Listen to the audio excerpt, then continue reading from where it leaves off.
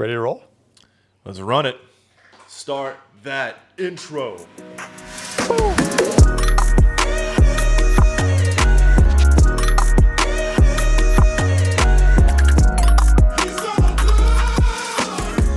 Hello and welcome back to the Net Gains Podcast. We're your hosts, Roger Parent. And Frank Field. I'm an ex-CEO, former pro athlete, and father of 3 wonderful children. And I compete on the AVP Tour while working for one of Roger's companies. Frank and I are sick and tired of mental toughness gurus telling people to push harder or that they're lazy. The truth is the mind is a muscle, just like any other muscle, and you need to train it.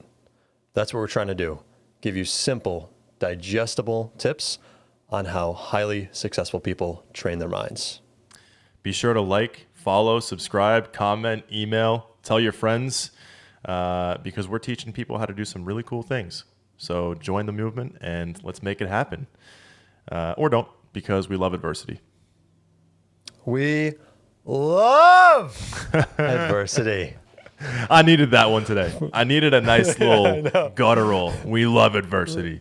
Just blow their eardrums out today. No whispers. Frank, what are we talking about today? Today, we're talking about ego. Ego. And our egos get bigger by the day, the more popular we become as podcasters. So this is a good episode for us right now. But before we go into that, I actually wanted to talk to you about something that happened in my life. And we haven't even talked about this. This is just kind of brand new off the press. I just wanted to genuinely pick your brain about this subject and see what you thought about it. So I played in a tournament last Saturday. It was my first time competing in a tournament in about 3 months, since like November. And it was interesting to get back on the court and compete again. And like when you can play games in practice and you can do like competitive drills, but there's something different about being in a tournament with pride on the line and stakes on the line. And it was interesting learning how to compete again. Because even 3 months is not that long. I've been competing for years, but it was kind of fun to experience actual competition again. But kind of the wake-up call for me in this tournament was 8 a.m. It was our first match of the day. And the team that we played against just happened to be a little bit chirpy, and there was a lot of smack talk going on back and forth. And it kind of like started out as just a little bit of like chippiness in terms of calls with the referees or calls with each other and like arguing. And it kind of got a little more, it never got to a point where like we were going to fight each other, or it never even got that intense. But I remember in the moment actually feeling kind of like offended and put off by some of this smack talk and like argument that was going on. And it took me until my second match to have the epiphany that it's like, oh, it's just smack talk. We're competing, like that's a part of the game. But I remember the specific feeling of being in the moment in that first match and actually being offended by it. Yeah, well, I guess smack talk can get to a point to where it's like actually like you're crossing lines, right? But for the most part, it's part of competition. I mean, I remember training with you and just like going crazy on a smack talk against you when we would play against each other. But I think it's, I think part of that is actually relates to ego, right? Like, why did it offend you? Do you know why? It's not like it was even offensive stuff. It was more like I was almost offended that they were like treating the game this way, But that's such a stupid thing to think, It's just like it's just a part of the game. And I was kind of thinking about what smack talk is after this tournament too. And like really the whole purpose of it is to distract somebody, right? If you're a fan on the sidelines and you're talking to players on the court, you're trying to distract them so that your team can win. And it's really the same thing if we're on the other side of the net against each other. I'm really just trying to distract you and throw your game off. And by me being in this match and being offended by it or thinking about whatever this person was saying, it distracted me, right? It was just interesting for me to kind of be in a competitive setting again. And like I love smack talk, and it doesn't usually affect me, and I usually just, play my game and do my thing. And it was just interesting to kind of like, as the tournament went on, learn how to deal with it again. And we actually played this team later in the tournament and beat them. And the second time playing them was much more calm and focused, and I just kind of did my own thing. But I don't know, it was just kind of an interesting way of thinking about kind of what smack talk is that I hadn't really thought about before. Yeah, there's 2 points there. The first is anything like smack talk inherently, as you mentioned, is trying to get you off of your focus. And any moment not spent focused on the next play, what can we do this next play to increase our chances of success, is going to, it's just an area of opportunity for you to improve next game. But I think the bigger thing is I started to appreciate smack talk later on in my career, oddly. Normally I feel like young kids smack talk, and then when you get old, it's like you're just more mature or whatever. But I actually feel like I look at it a little bit differently, where I'm like, you and I both want the game to grow. We both love volleyball. And smack talk actually makes it entertaining. And so I actually look at it and say, if they're smack talking me, like, it's good for the game. I don't care. It's like almost like grateful that they care enough to smack talk me and are adding entertainment value to the game that I'm playing in. Making more people want to watch is just good for the sport. And so I think you just have to like learn to love it. Like, I just love it. I love when people smack talk me. Yeah, me too. There's a line, like, I think you nailed it with your first response, which is really what you want to do, is maintain your own focus, and you treat every point as its own point. And you are, just after one point ends, you take that 10 seconds, at least in volleyball, you take that 10 seconds between the next point and you refocus. I'm sure that process is different in different sports. Pickleball is probably the same.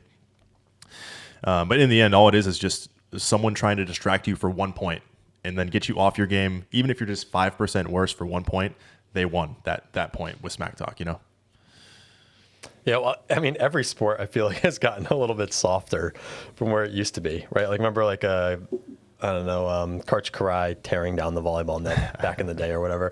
For Smith Stoklos. Over it! And that's it! And so Smith and Stoklos, and Karai is so unhappy, he pulls down the net and the referee at the same time, and he is livid. He is out of his mind with anger. But, like, even pickleball now is like, dude, it's like, if you talk across the net, it's like you get like bashed by the community. But there's like a pro player that like talks a little bit of smack and just has like a horrible reputation, and probably a perfectly fine person, but like talked a little bit of smack, and it's very, very etiquette driven, because there's a lot of tennis players that are very like, I don't know, like very quiet when you play. You can't be too loud, and there's a lot of etiquette stuff that I just generally think is weird coming from volleyball over to pickleball. Yeah. But are there stare different. downs? Can you like stare somebody down in pickleball, or is that even an etiquette thing too? Because in tennis, there's a lot of stare downs. You can. It's not illegal to stare down. It is illegal to like make too much noise when you're playing, but it's not illegal to stare down. But when people do it, it's just like, it's frowned upon. It's like culturally frowned upon in the sport. One quick last thing to circle back on from my experience this last Saturday. And I'm curious what you think about this piece. We were in the third set of this first match that I had alluded to. And one of the players had scored against me and basically said, like, he made kind of like not a super clean play, but it worked for a score. He's like, oh, I just got to play like Frank, right, in that situation. And so we're coming back to receive the ball, and I heard it, and I knew, and I'm like, if they give me this ball, I'm going to hit it as hard as I can and just say, oh, I just got to play like X guy who had said it, right?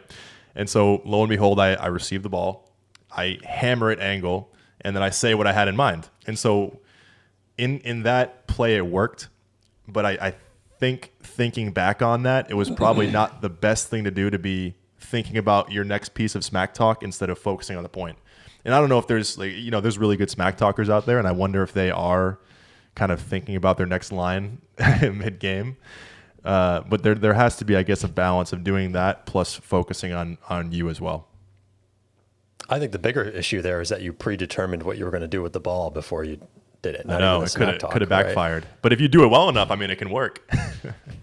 Yeah. I mean, you predetermined that you were going to hit the heck out of the ball. Like if I feel like an opposing team is angry at the ref, for example, and this is always like a really funny thing, but it's like, okay, the opposing team's super upset. They didn't get a call their way. I know they're going to swing at this next ball. So you'll run a play to eliminate that swing. You'll jump people in. You'll jump your blocker in the way. Your defender. I'm just going to dig in as a defender. I'm getting a little technical on volleyball here for the podcast for people who don't play volleyball. But it's just I'm going to basically. I know that ball is coming with pure anger. I can feel it from their side that they're just going to come up and try to blast the ball. Sometimes they still get the point anyway, but a lot of times you just get like a demoralizing block or dig on them because you overplay what you know is coming. And then it's like they really have to calm down because you just got them twice. That previous play affected what they did there. So if I were playing against you in that circumstances and saw that, like that energy, I would have just like posted everybody up, everything up for the hard swing. That's funny. I guess the question is if my body language gave it away or not. Because theoretically, you could just predetermine what you're going to do as long as you don't outwardly show it to the other team. And I guess that's a part of mental toughness too, is never kind of showing any weakness or showing any diminishing sign that you're going to predetermine what you're doing next. Yeah, that's why a lot of volleyball's just become a lot quieter. It used to be like everybody's just so loud and expressing their emotions all over the place, and now it's just like all robots. Like everybody's just so quiet. So smack talker is like actually weird now because everybody's gotten a lot mentally tougher because they are trying to hold their cards closer to their chest about what they're going to do. So, yeah, I'm with you. Yeah, that's interesting. We should do maybe a follow-up episode at some point on, I mean, that'd be more sports related, but just on how to deal with smack talk in a more actionable way. Because I don't know if we had any actionable thoughts off that, but I thought it was just kind of fun to compete again and just remember how to compete in a live tournament. Yeah, good for you. I'm glad you had a good time. I think it's just reframe it like everything.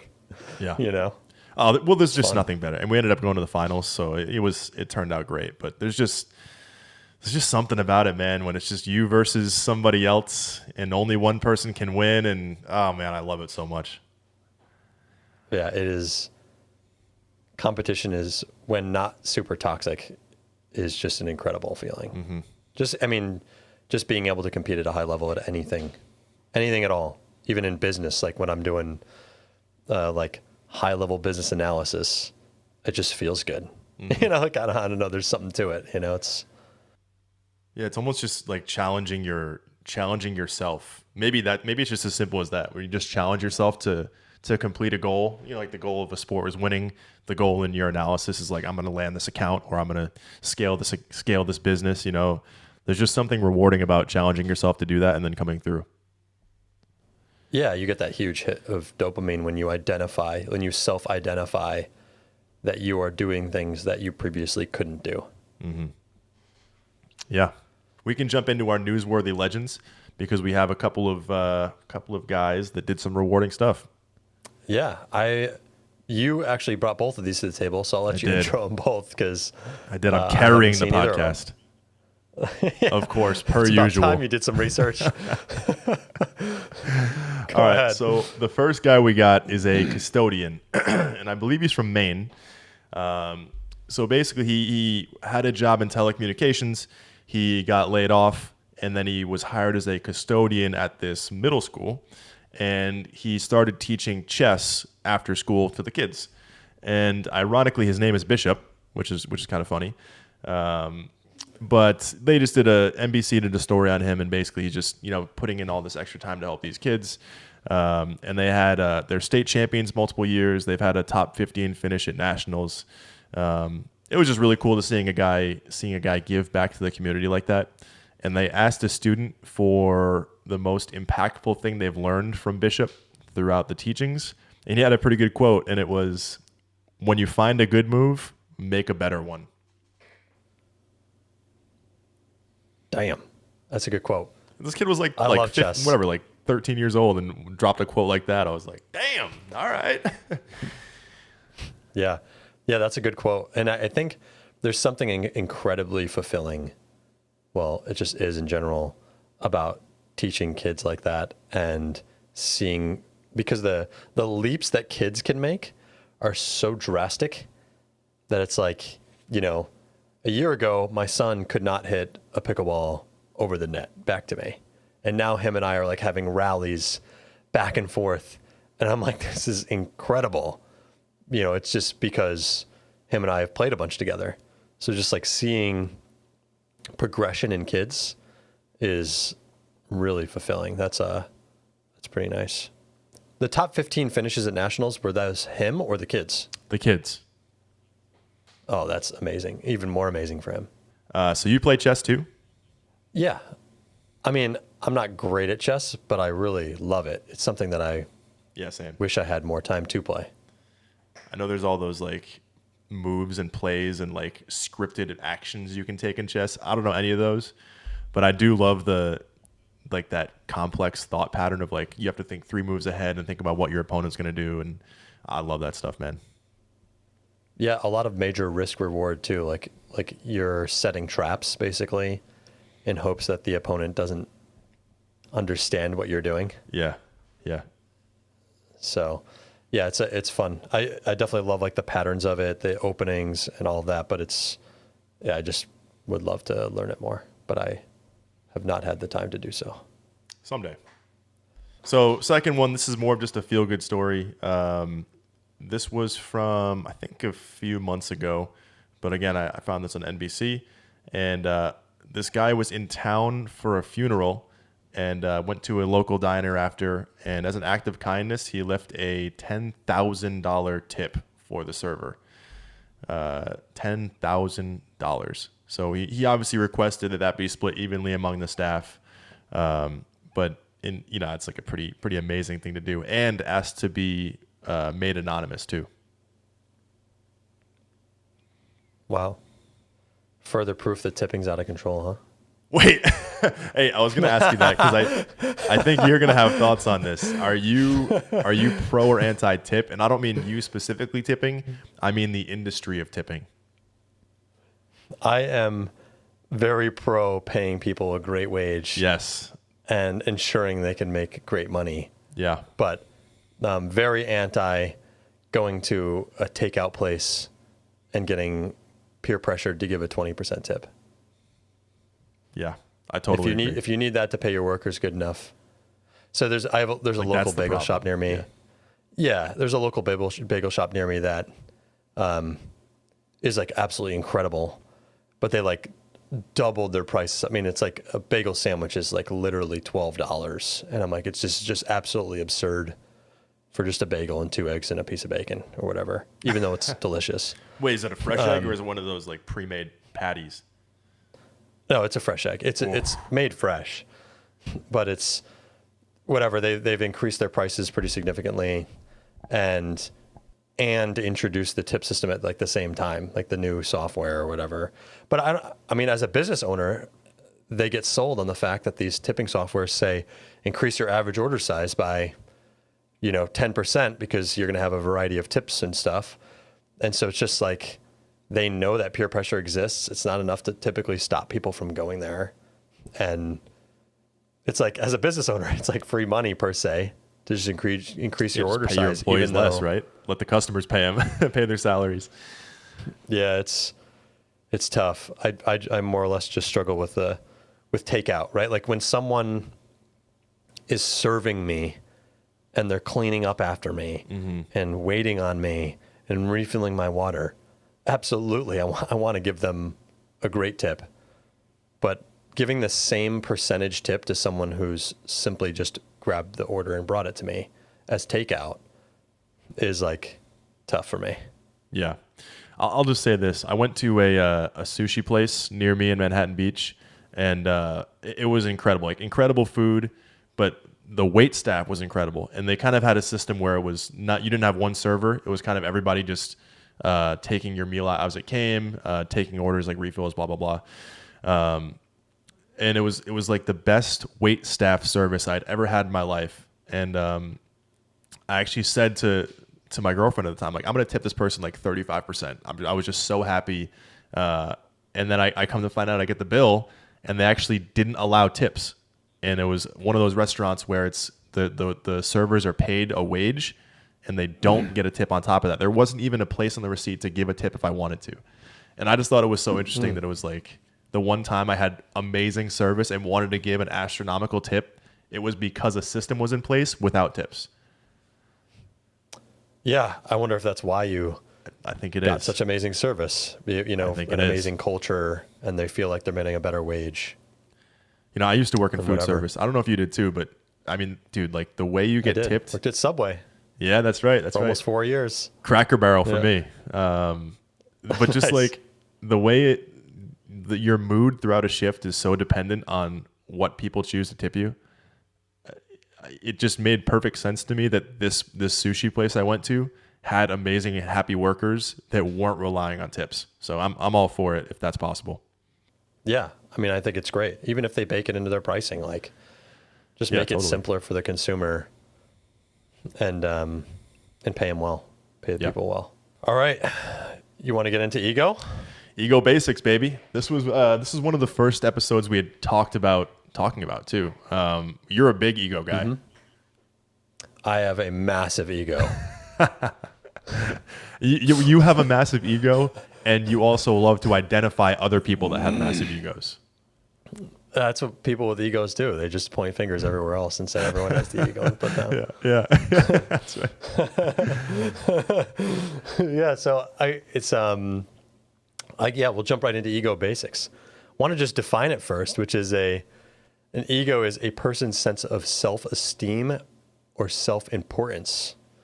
So, in society, we sort of associate it with just being cocky and arrogant, but that's not the real definition. It's just your overall sense of your own self-esteem and self-importance, how important or how good you feel about yourself and how important you feel you are in your own mind. So I think the first thing I want to start off with and say, the hardest part about ego is that you're always trying to walk a fine line. And that fine line Can I interrupt is, you really quick? Sure. Just to clarify this, if you think about, like, I think it's Freudian psychology. There's like the id, the ego, the superego. You're not talking about that, right? You're talking about ego in terms of like the ego that makes you make decisions, or however you're going to define it, right? Yes. Yep. Yeah. And just going back to like self-esteem and self-importance, you know, that's that's how I mean it anyway. Not like is that like a philosophical definition or something? No, different? psychology, like the way your brain works. Oh, I didn't even know there was a different. This way guy of not doing his defining it. research. I believe it was. Sorry, I'm cutting you. I believe it was Freud. Let me just double check that. It's a psychoanalytic theory. The id, ego, and superego are three distinct interacting agents in the psychic apparatus defined in Sigmund Freud's structural model of the psyche. But we're talking about a more like past that completely. It sounds ridiculous. That's fine. We're talking about like a more basic understanding, but anyway. Yeah. What the average person thinks of when they think of ego. Mm-hmm. So, going back to the point I was going to make there was that you're basically walking a tightrope. I was once on years ago, I had a agency that wanted to acquire my company, and the two leaders of the agency said, I said like, hey, I'm willing to work with you guys, kind of no ego type of thing. And they're like, whoa. Some ego is actually really good, especially in a business leadership role.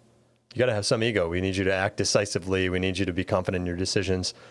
And I was like, oh, great point.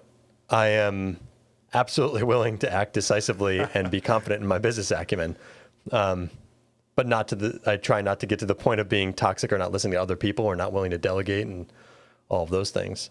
But it's a tightrope that we're all walking.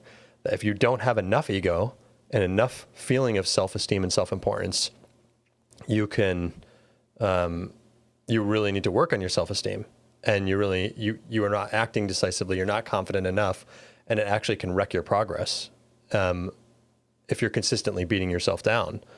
But if you're too egotistical, then you come off as cocky and arrogant, which impedes your progress too. So the hardest part about ego is walking that fine line as coming off as confident and while still coming off as like willing to learn and be humble and delegate and things like that. Yeah, I think like the humble piece of it is really important, right? Because if we think of it in a sports setting, you should almost be egotistical in competition when you have this confidence that you can beat anybody, right? And you think you're the best player on the court and whatever it is, right? And then in training or in self-evaluation, you have to have this humble piece and kill your ego in order to be able to realistically self-evaluate, find the places you need to improve, and then act on that. Yeah, and one of the biggest, when ego really starts to impede you is when you can't self-evaluate and you start to have blinders on, especially when people are giving you feedback and you just think you're too good for it or whatever, right? So I think one of the big points here within Ego Basics is when people are coming off as cocky or arrogant, sometimes they legitimately are. They think they're God's gift to whatever they're doing. But sometimes they're also incredibly insecure and they're trying to balance out essentially. And they feel basically they're doing that because they're not feeling validated or approved by getting approval of others. Yeah, that was the piece that stuck out to me as we were researching for the episode. I kind of came to a conclusion that the root of ego is a lot of comparison, and comparison inherently breeds insecurity. You know, if you're comparing yourself to others, that can bring some insecurity. Am I as good as this person? Am I better than this person? And again, that fuels a lot of toxic traits. So that was kind of where I saw this going in terms of, comparison. And then that's where that insecurity comes from. Yeah. Comparison is huge. Right. But I'm not sure, does comparison have a link to insecurity?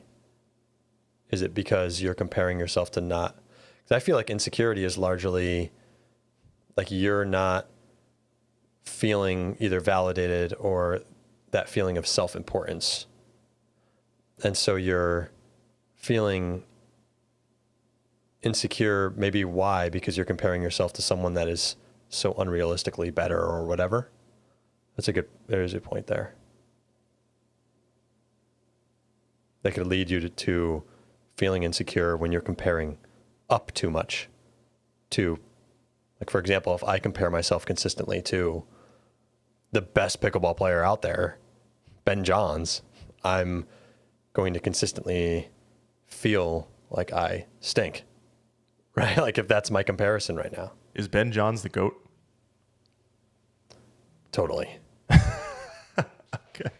I don't know anything about pickleball. He's just so impressive. He's still young, but he's so impressive because he was the best at pickleball before it got big, and then it got big, and now it's getting flooded with real athletes. Like, no offense to the people that were there before, but now you're getting like, big, athletic, coordinated basketball players, tennis players, and these people are, incredibly athletic, and he's still the best. And still number one, still winning every tournament, and he's doing it singles and doubles and mixed doubles. He's just consistently triple crowning, which is he's winning all three of those at every event still. And it's just crazy that he's not an impressive athlete. No offense to him at all. I don't know. He's not very tall. Doesn't seem very athletic. He just is so accurate. And so his knowledge and understanding of the game and his ability to read is incredible. So, yeah, it's just anybody who has long-lasting success like that, domination actually, in a sport, through the rise of that sport, it's been the fastest growing sport for years now in the United States, it's unbelievable. Yeah, there's intangible pieces, it sounds like, that are contributing to that. When you're describing that, it sounds like Tom Brady, where not the most physically imposing, not the best arm strength, but just has intangibles that get the job done. Yeah, he's super mentally tough. And it's even funny watching a lot of his games. It's just like he wins like every game by 2 points. And it's just like gets to that point. He just gets to that point, and then like it's like 9-9. And then it's just like, oh man, you're done. Whoever you're playing against, he's just, you're done. Because it's like these people can hang with him and they get to this point, and then there must be something mentally where they're just thinking like, I might actually beat Ben Johns. And then that's just like the moment that he hasn't changed and just beats him. Yeah, I would love to do another episode on that too. Like, because it sounds like what I imagine is happening in those situations. These people get to 9-9 with him, and they're like, oh my God, I got to win this game. I got to change something. I got to do something different. And that is like, oh my God, I see that all the time. And that's just what you don't want to do in those situations. You just want to play exactly the same, and then other people will just kind of like fold. They'll just change their game. And if you just don't change and do everything the same, these games almost just win themselves. Yeah. If you're just, you know how to handle those moments mentally, you just find that people just sort of mess up around you. Yeah. You know, I've won a lot of volleyball games that I didn't deserve to win. I didn't feel like I didn't play all that great, but it came down to the last couple of points, and the other team just sort of like crapped out. And I'm like, all right, I guess I'll take it. You know, like I've had a lot of those weird wins where I'm like, okay, didn't feel like I deserved that. Yeah. Two other points with ego before we get into like how to identify your ego. First point is ego can change actually very fast. And it's like daily, weekly, monthly, yearly changes consistently can happen to ego. And one of the things we'll get into is like how hard it is to handle success as well as failure. But ego can change super fast. And there's like you can have a great week, feel really good, and it can go to your head real quick. And you can also get knocked down real quick. So the big thing is that like it changes super fast, and ego also causes a really strong reaction. One thing I've noticed is like if you're coming off as egotistical or cocky, our human instinct is to knock that person down. Right? It's like when people get too big and too cocky, we just want to knock them down. It's like why everybody hates Nickelback. It's like they blow up, they get so big, and then it just becomes cool to hate them. And it's like, I don't even know what they did or why everybody hates them. Like they just got so big that it became uncool. And so I think it's just like we always have this habitual nature to just knock people down that get too big. Why do you think that is? Probably comes back to our own insecurities rather than just celebrating the success. We're looking for some sort of fault in that person or jealousy, probably. That is natural among average people, watching someone else accomplish stuff that person doesn't feel as they could ever attain. So it's probably insecurity and jealousy. It's my guess anyway. I got no guess. No guess. All right. So jumping into the next part of the pod here, how do we identify when we have a problematic ego? Like, how do we know? This I think is like the heart of the podcast, because it's so difficult when you have an conflicting ego to just identify that you're the problem. You know, because an ego inherently builds yourself up such that you're not going to listen. Problem. Yeah. Yeah. So how do you identify when you have it, right? It's very hard to listen to feedback because you have those typical blinders on. So we've identified a couple different ways in here on how to do that. And I think there's a lot of ways to do it, but I'll list a bunch of them off. But boasting, like if you find yourself like consistently talking about like you have this need for other people to give you credit for the accomplishments you had, and when you talk to them, you're consistently talking about yourself, right? Like when you're in conversation, are you consistently talking about yourself, right? That can be a sign that your ego is driving things. And if you're consistently seeing the flaws in others and judging others, you're finding like, oh, this person's this person's that, and you have those sort of toxic thoughts about other people, another sign that your ego is the size of Texas. A lot of it seems to come back to insecurity too. And when you just talk about boasting, seeing flaws in others, it's like you're trying to build yourself up either by outwardly boasting or by inwardly seeing flaws in others, right? It does seem like the ego is really attached to that insecurity and or trying to just provide security to yourself through the ego. Yeah.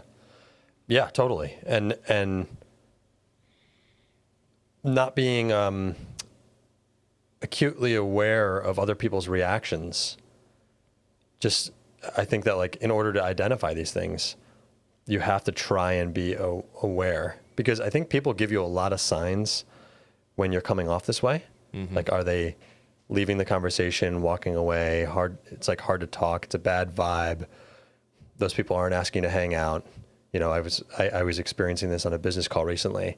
I was getting pitched by an agency that does Amazon ads, and the guy was just like slathering his ego all over the call. He was interrupting his partner, and it was like almost like hilarious. But I was like trying to change the subject. I'm like, hey, what do you guys like to do outside of work? I'm trying to get to know these people personally. And they're just like, oh yeah, like I have my kids and family, but like I just love Amazon ads. And I'm like, oh my God, like, come on, man. Like, you know, I just can't even like talk about anything else other than how great you are. And then I'm saying within the call, like, all right, guys, I have a hard stop. All right, it's good to talk to you guys. Like, well, and it's like, I'm giving so many cues all over the place of where I want to steer the conversation, and they just keep steering it back, and that I'm not enjoying the conversation, bad body language, and they're just not picking up on any of those cues. Right. And it's a bummer, because they probably really knew their stuff, and they were probably incredible at Amazon ads, like actually incredible. But it's just like, I just didn't want to work with them. You know, it's like, I didn't want to root for them. I'm like, I don't want these guys to be good at Amazon ads. I don't want them to win my business with an ego like that. Like, mm-hmm. I'm like trying to find their flaws now, because it was just so annoying. Yeah. You know, what's funny too is as you go through this, it's almost like your ego is kind of cropping up now. Right. And even just the way you just said that last sentence, like you're looking for their flaws, right? That's the sign that your ego is now being attacked. Yeah. It's just a feeling of when someone is like outwardly displaying their ego. I don't know if there's got to be some sort of chemical reaction to like what's happening with your ego now comes out to sort of defend against their ego. There is some recent scientific evidence that I don't know, which is like there's actual energy around people of like the energy that they're giving off, and it actually like will affect people within your proximity or whatever. I don't know if you've heard anything about that. No, I do believe in that, but I actually have kind of a side story based on what you were just saying. You know, I think you were doing the right thing on this call by trying to get to know them. And it's really easy to put up walls and have a barrier and have your own ego when you don't know what someone else is capable of. And you don't have this kind of like respect for them to learn from them and be willing to learn from them, right? And this was, you know, looking back on it, this was kind of the most clear to me. Actually, when our rivalry was at its hottest, we played a tournament in Clearwater, Florida. And my ego, I was what, 23 at the time, and you know my ego was just about as big as it can be. And I remember there was times during this tournament when I could have trusted you more, and I just was like, no, he doesn't know what he's talking about, like blah blah blah blah. And anyway, like fast forward to the end of the tournament, we do terrible, and this was when it was like, well, I guess that was a dud. But I remember being in the Uber to leave and go back to the airport, and we were just chatting in the Uber, and you were telling me about like tax code, and you were going through like super high level economics and tax code and why things exist. And obviously you're like a very bright guy, but that was kind of me being like, oh my God, like, is this dude just like another level of smart that I haven't been exposed to before? And, you know, by like kind of learning more about you and learning this new respect that I had for you through that conversation, you know, that almost broke down my ego, and it allowed me to see, wow, there's actually like a lot I can learn from this guy. And maybe I shouldn't have just shut down every idea that he had during this tournament. And then I don't think I talked to you for like 4 years after that. Yeah. Oh, after that tournament. Yeah, that was a tough. That was the heat of our rivalry. We did try to play together. It's so funny that we gave it that one go. It was a catastrophic failure. Catastrophic. And then we didn't talk for like 4 years after that. Yeah. And the funny thing, you somehow still hired me after that too. And this was 4 years later. So, there'd been time for the dust to settle. But then, like the continuation of that story is you hire me for one of your companies. And then I witness you like in a day-to-day role as a CEO. And it's like another level of that. Like, oh my God, like this dude is just insane, and it gave me so much respect for you. And then by having that respect to you, it almost broke down the volleyball side of it too, where it's like, I can listen to this guy give me feedback. And, I think just learning more about the impressive things that you've done allowed my ego to kind of move out of the way. Well, you're a case study for how to land a job anywhere, which was if you just came to me and said, pay me and like I'd like to apply for a position, I would have never given you that job in 1,000 years. What you did that nobody else was doing was you came to me and said, I'm willing to do anything to figure this out and to like learn a new skill and whatever. And I will work for free for a month and just do whatever it takes to earn like your trust back and your loyalty. Right. So I would say that like, I appreciate having some of the credit for making that decision, but really like that was a pure you grabbing an opportunity by the horns and being like, I'm going to do whatever it takes to earn Roger's like respect and loyalty. And you did, right? Like, so I would say that because I think I had applied for all I did was, oh, sorry, go ahead. All I did was get free labor and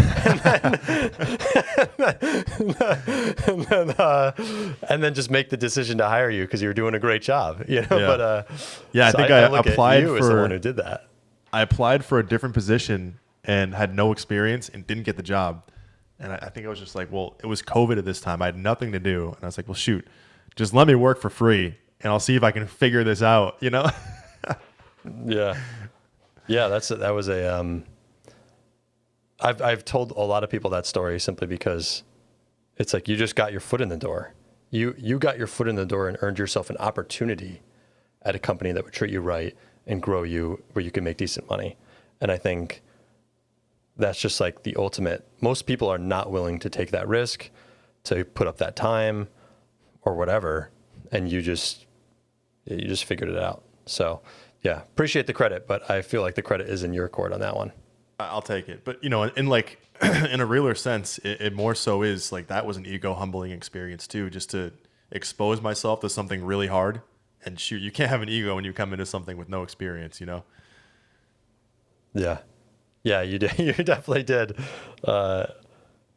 We had a lot of conversations in that first, the first 6 months of your employment of trying to help you figure out your way, but you just kept grinding, dude.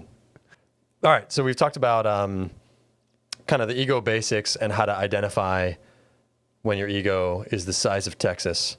But now let's jump into actually handling your ego. How can we handle your ego? Yeah, I think the biggest thing that I identified earlier, which was the root of the ego being comparison. I think handling your ego, you need to know who you're comparing yourself to. We just talked about like when I first joined Roger's company and I have no experience, I'm comparing myself to people who are easily better than me, right? And it's so easy to learn and not have an ego and to be willing to learn anything from anybody, right? Now, as you grow in a company and grow at a skill, it is also easy to feel really confident in yourself and then think that my way is always right. I know how to do this. I don't have to learn from anybody. But it always depends who you're comparing yourself to. I've been working for Digital Position for over 3 years now. I feel like I'm pretty good at my job. But if I compare myself to you, who's been in the space for 15 years, like, God, I don't know anything, And it's really easy to be like, I can just learn anything when I'm comparing myself to someone who's much better than me. Yeah.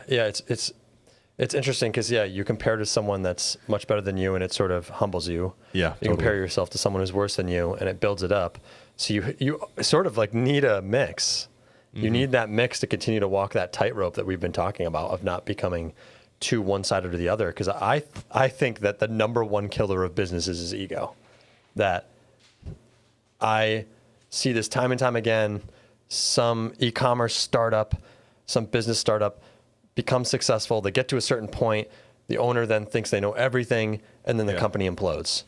Like I can tell this story a million different ways to Sunday, which is like so many different businesses that I've seen. Give us one. Over the years do that same thing. Well, I actually just posted on TikTok about a perfect example. So yeah, that was a good one. If you look at the Chief Marketing Dad TikTok, nice plug there, natural plug. Chief Marketing Dad TikTok, my most recent video.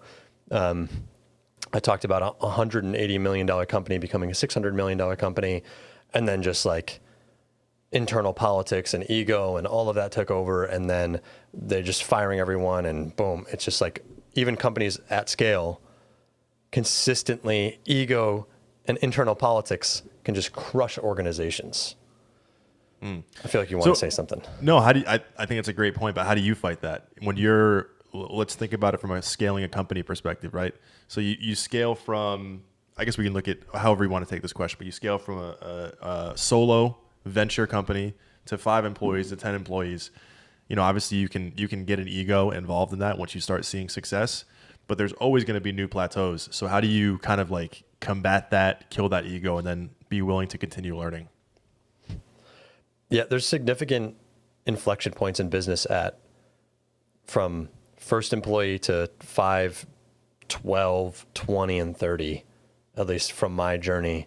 There's like big inflection points at each one of those points, because the CEO or owner that you had to be at each one of those is very different from the one you have to become.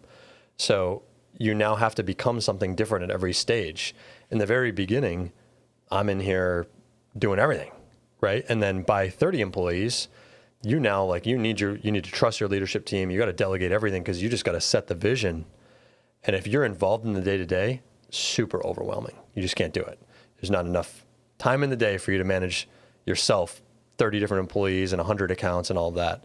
But I think that handling success can be harder than handling failure sometimes, simply because, like I saw as I was kind of coming up through my entrepreneurial journey, like at different points, it's like, oh, I got this, like I can do it, whatever. And then what happens is I get comfortable when I'm having success and making better money, and then I'm not innovating as much in the company. I'm not working as the long hours like I used to when I was grinding in the early stages, and I just needed, like, I literally could have lost my house. Like you have like that crazy fire of like survival that needs to exist. And then you get to a point where you're like, oh, I'm making great money, everything's good. It's really hard not to just get comfortable, confident in yourself, stop challenging your own views. It's just natural, right? So you just have to identify when you feel like the company is getting stagnant. And that just comes with experience of having yourself go up and then crashing a little bit and being like, oh, wow, I can't do that. I gotta get this fire started again. Then you go up, get overconfident and crash down. And that's why these businesses are typically on that like lightning bolt sort of curve where they go up, down, up, down, up, down, up, down, Yeah. Do you think that comes when you maybe hit one of those crash periods, you have to change your standards and then change your comparison? Yeah, I think it's just that you have to consistently challenge that what worked yesterday probably won't work tomorrow. And like, so you have to consistently say at every stage, is this still the right reporting structure? Is this still the right staff? Is this still the right technology? And are we using the right platforms? Is this still the right process? Is this still the right products? Like, is this still the right way to present ourselves? You're just consistently challenging yourself. And then you have your overarching vision that you don't want to lose about why you started the company in the first place. That carries with you. But, all those little decisions about where to invest marketing dollars and how to set up your operations and whatever processes, they just continuously change. You have to keep challenging yourself. So yeah, I guess maybe the people you are aspiring to be or that you're following on social media change as you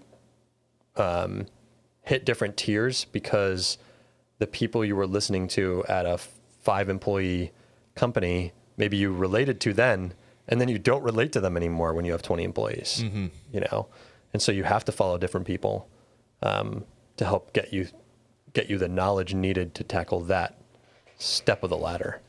Yeah, and that is a two-sided coin too, right? Because if you're at the 5-employee stage and you're comparing yourself to a 200-employee company, like that can shatter your ego in the wrong way too.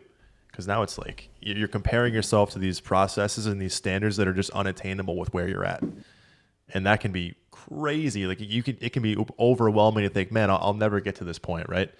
It's the same thing in sports, right? If you're trying to be an NBA first team All NBA guy in your first year in the league, you're comparing yourself to, you know, whatever, Steph Curry, LeBron James, Shai Gilgeous-Alexander.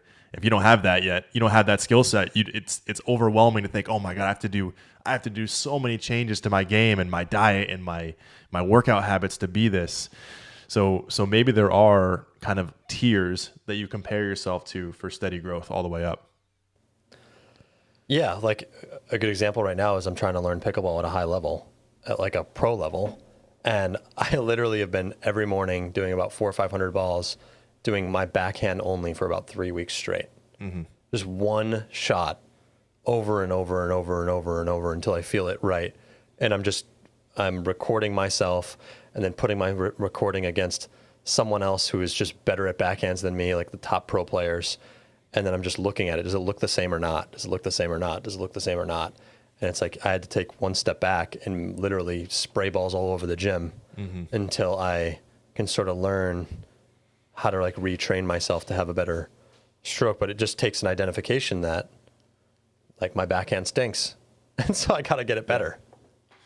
Yeah, totally. And then once you solve that backhand, and then you start working on the next piece of your game to build up to that level you want to get to, you definitely don't want to lower your standard and then start comparing yourself to somebody who is not quite the level you want to be at. And, that can just build a lot of bad habits back in that you had already solved. Yeah, and I know a lot of volleyball players even who have incredible potential and their minds just wouldn't let them continue beyond the plateau that they hit, because then they just go and play tournaments that they know they're going to do well in, and that's all they play, right? And they look good to that community. They get a lot of positive validation, and that's honestly, it's like, it's also okay. Like everyone doesn't need to try and be Tom Brady. It's like, I just think like we're talking about high performers in this podcast, but it's just that person can't expect to become a super high performer if they're not willing to be really uncomfortable throughout that growth process. Yeah, 100%. And that's kind of it too. Like it's a real easy way to, if you want to manually, like you identify you have an ego and you want to find out a way to shatter it and then get humble again. Boy, if you expose yourself to something that's way above your level, that is a humbling experience for sure. Yeah. A little quick story about work. I have a contractor that I work with. The contractor builds websites. They're just a website development agency.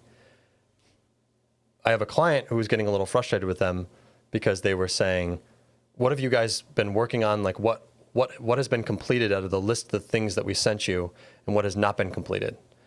And so I messaged this person and was like, hey, you're the agency owner. You guys got to think about maybe some process to put in place where you can just track all the client requests that come in, put them in a sheet. It could be something simple like a Google sheet or whatever, and then just say like working on it, completed, whatever, so the client can just go in there and just see what has been done. Like very simple website management process. And he came up with just like a bunch of reasons why like it's just difficult, that were all like really tough, bad reasons. And I was like, look, just throw it in a Google sheet. You could build this process in a day. And he like scoffed at me. And I was like, I'll show this guy. Yeah. This is like, I'm like, all right, man. Like, I'm trying to, I am legitimately trying to help broker this relationship. In fact, I was the one who introed you to this client. Like you're getting the money from my introduction. And on top of that, I'm trying to help you. But look, if you think you know better, like by all means, it's just like, that's ego is just like, you have the blinders on. You're not willing to accept the fact that maybe there's another way to do this quicker and easier. But, I think it's just a good example of like, even in business, and he's just struggled to scale his business. He wants more growth and he can't grow. And I'm like, that's why, but I had the exact same problems when I was at 5 employees too. Yeah. It's like, I thought I knew better. And it's just, that's where just life experience is invaluable. And it's just, now knowing that, I feel like I look around and say, there are so many things to learn out there. We're all stupid. Like, we're all so stupid. I don't know how to like build a car. I don't know how to like remodel a kitchen. I don't know how to do like, a podcast. Yeah, I don't know how to do 98% of sports, even though I'm like an athletic guy, coordinated, but like I can't play 98% of sports. I'm awful at basketball, like hilariously awful. And it's just, it's just like, once you identify, like there's so much knowledge out there, and even like people that are more experienced in certain things are still dumb at 98% of knowledge out there. I don't know rocket science, and it's just, you know what I mean? Like, so it's just, once you identify that, it's like, it's just, how could you be overconfident in yourself? Yeah. It's And like, I think that's a good segue to the Prostrat for today. Because we've identified a million ways to look at ego, to identify your ego, kind of how to handle it. But the Prostrat kind of involves, once you do identify this thing, how do you re-humble yourself? And so, the two ways that we kind of identified to do so were one, think about the standard of who or what you're comparing yourself to. Like if you're looking at your relationship, are you comparing yourself to O.J. Simpson, for example? Probably not a good comparison. You're probably doing great. I'm a great husband. What makes you think of comparing that? myself to OJ or Oprah, and I think Oprah's in a good relationship. I don't exactly know Oprah's background too well, but she's a nice enough person. In a sports example, are you comparing yourself to someone at your level, below your level, or someone way better than you? That's good for the ego. At work, are you, again, like you said, comparing yourself to a 5-person company or a 60-person company? So that's going to be the way that you can kind of give your ego a reality check and then figure out some ways that you can grow. Yeah, you don't want to look down on the people that are worse than you at anything, but you also don't want to shatter your self-confidence by thinking that you should be the top of the top. So it's like you want to continuously try to compare maybe more evenly, but be, for sports, I'm always just trying to compare against myself, where it's like, hey, am I progressing from the me that existed 5 days ago? And then I have people that I'm aspiring to become. It's like, I'm aspiring to have this person's backhand. So I'm going to continue to work on it until I have it. So it's not that I am ashamed of not being as good at that person as that person, but it's still a me versus me every day, day in and day out competition. Yeah, totally. And then the second piece of that too is self-evaluation, which you just touched on, right? And if I'm self-evaluating my serve-receive in volleyball and I compare myself to Roger Parent, I'm a 10 out of 10. I got nothing to improve on. I'm great, right? But if I'm self-evaluating and comparing myself to Theo Brunner or another Olympian out there, like I'm like a 6 out of 10. So I think those are the two things. Like, who are you comparing yourself to? And then as you go through that with self-evaluation, like that's kind of a wake-up call for the ego. If you could just hit a ball harder, that statement would be true. You're so soft. Hey, you know what? Soft is what wins, baby. You're so good at everything that has Just to do with win. volleyball, except bombing really hard swings, which is the only thing that I'm good at. Hey, it'll get you at everything else. And ironically, on this podcast, I just literally said I banged the ball angle as hard as I could and predetermined it. And you're like, oh, dude, that's such a bad idea. Like, you can't be coming in predetermined, And then on the same pod, all you got to do is just hit angle. That's it. That's a fair point. That is a fair point. It's absolutely a hypocrite on this podcast. I know. And on record, too. Yeah. Whatever. You live and learn. So yeah, I totally agree. What standard are you comparing yourself to? and really just making sure you're self-reflecting about your own self-improvement every day, and that you're not feeling a sense of entitlement toward your success. Like you are entitled to accomplish X. You're entitled to winning this tournament. You're entitled to anything, right? Like you're not above others. And it's just consistently checking that ego is a very healthy thing. All right. What do you think? Little quote? Play us out with a wonderful quote. Yeah. All right. I got one today from Eckhart Tolle. I like this one. The moment you become aware of the ego in you, it is, strictly speaking, no longer the ego, but just an old, conditioned mind pattern. Ego implies unawareness. Awareness and ego cannot coexist. Eckhart Tolle. That's the guy. I love that. I mean, pretty much a large portion of what we were talking about is how to identify it and becoming aware of your ego. Right. And then once you kind of are aware of it, your ego magically shrinks. I mean, ignorance is bliss, though. You just be better than everyone and have a huge ego and just YOLO it through life with no friends. That's alternative too. That's a live view into Roger Parent's managing method at digital position. Just, I'm right. Everyone else is wrong. Just do what I say. All right. Oh my gosh. All right. Well, Great to talk to you, my friend, as always. always good to talk. Thanks for listening, watching, everybody. Hopefully you learned one thing. Hopefully one person can take something positive away from this and check your ego. We will see you next on episode 5, which is, once this posts, we are in the top 10% of podcasters. So congrats, Roger. We did it. Top 10%, baby. Let's keep on growing. Let's get it.